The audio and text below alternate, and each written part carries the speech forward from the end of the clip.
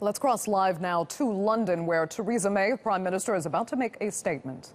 Explain the reasons for that decision, what will happen next, and the choice facing the British people when you come to vote in this election.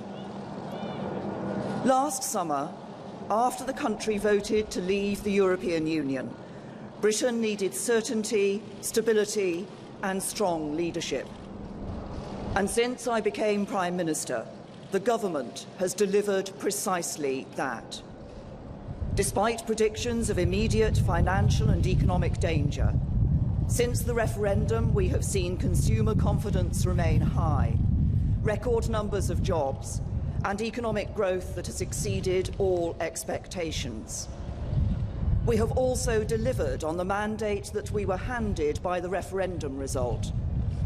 Britain is leaving the European Union, and there can be no turning back. And as we look to the future, the government has the right plan for negotiating our new relationship with Europe. We want a deep and special partnership between a strong and successful European Union and a United Kingdom that is free to chart its own way in the world. That means we will regain control of our own money, our own laws and our own borders. And we will be free to strike trade deals with old friends and new partners all around the world. This is the right approach, and it is in the national interest. But the other political parties oppose it. At this moment of enormous national significance, there should be unity here in Westminster. But instead, there is division. The country is coming together, but Westminster is not. In recent weeks, Labour have threatened to vote against the final agreement we reach with the European Union. The Liberal Democrats have said they want to grind the business of government to a standstill. The Scottish National Party say they will vote against the legislation that formally repeals Britain's membership of the European Union. And unelected members of the House of Lords have vowed to fight us every step of the way. Our opponents believe, because the government's majority is so small, that our resolve will weaken and that they can force us to change course. They are wrong. They underestimate our determination to get the job done. And I am not prepared to let them endanger the security of millions of working people across the country. Because what they are doing jeopardises the work we must do to prepare for Brexit at home. And it weakens the government's negotiating position in Europe. If we do not hold a general election now, their political game playing will continue.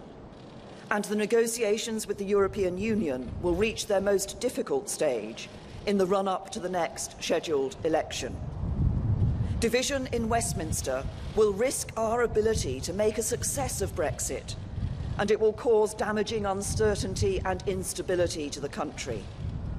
So we need a general election, and we need one now, because we have at this moment a one-off chance to get this done while the European Union agrees its negotiating position and before the detailed talks begin.